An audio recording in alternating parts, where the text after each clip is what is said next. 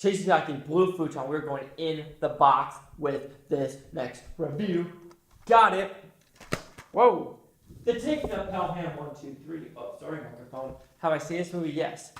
I think I remember liking it as a fun Denzel Washington movie because I don't think you can find a Denzel Washington movie. All of them you can find something good with it. So let me go watch this with John Travolta and I'll let you know what I think of it. Oh, I did not think I'd catch it that time.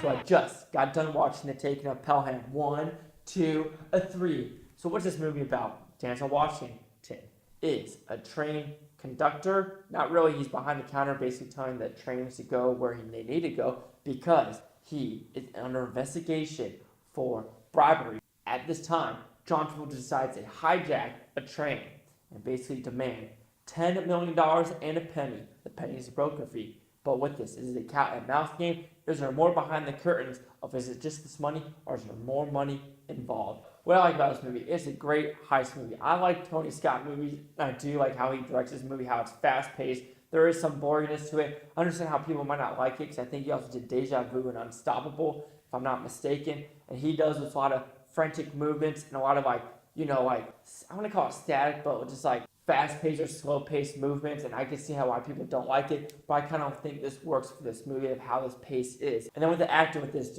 Denzel Washington, you can't go wrong. And John Travolta kind of pulled out his Nicolas Cage hat and decided, you know what, I'm bringing a face-off kind of acting role to this, because John Travolta does overact in this movie a little bit. But of course you have John Torrento, James Gaddafi, the guy from Sopranos, Raymond Ramirez, as well as Luis Guzmán. But all those actors are well in this movie. To me, it's written well. It's a good action movie. I mean, it's nothing special. It's by the books. It's basically a heist, cat and mouse game. Who will get their cookies? It's been there, done that heist movie, but it's one of these movies where you could watch it and you could basically turn your brain off and you can enjoy it. Of course, there's very, very over-the-top sequences.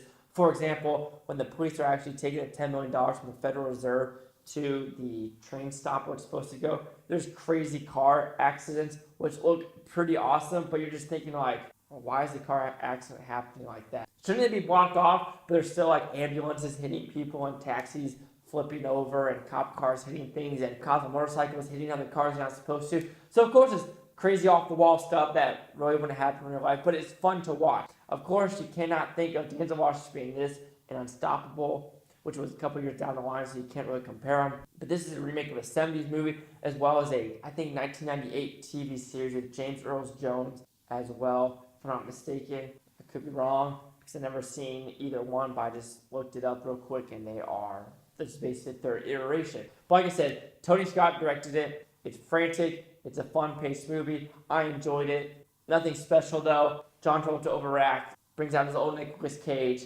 Can you be wrong? But I do like how they filmed this movie with actually being in the subways and not as much CGI as a lot of movies would be. They actually went in the subway tunnels. They actually did the car chases. They actually wrecked the cars. And I kind of am a sucker for real-life action, not the CGI crap you sometimes see nowadays. So, Taking of Pelham 1, 2, 3 will receive 3 out of 5 blue futons, which equals to 60%. So see the critics and user scores gave this movie. Alright, so you have the critics at 51%, the audience at 52%, and here's the critic consensus.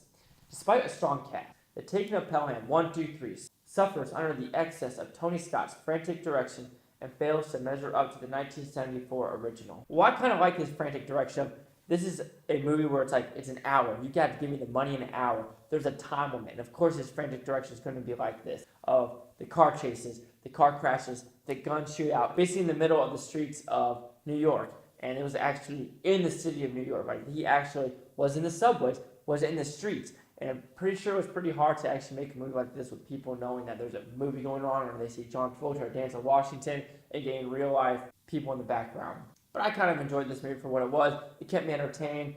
I cannot fault this movie.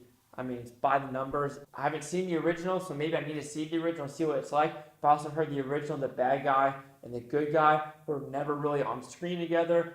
Today's day and age, you want the good guy and bad guy to kind of meet nowadays, not just over the phone, kind of like phone booth, which I kind of agree with the writers wanting to go that route. But you can't really fault them. But yeah, John Travolta, brought that Nicolas Cage. So do you agree with my 60%, the audience, 52, or the critics, 51? Chase back at the Blue Futon. Like, comment, subscribe. Let me know what you think about this Blue Futon Utopia. You Blue Futonians, thanks for watching, and have a great day. I understand how people saw John Travolta because he's like, give me my money, motherfuckers! Give me my money! He was like bringing out Samuel Jackson from Pulp Fiction and Nicolas Cage from Face Off. He's like, you got 30 minutes! You got 30 minutes! Give me my money, motherfuckers!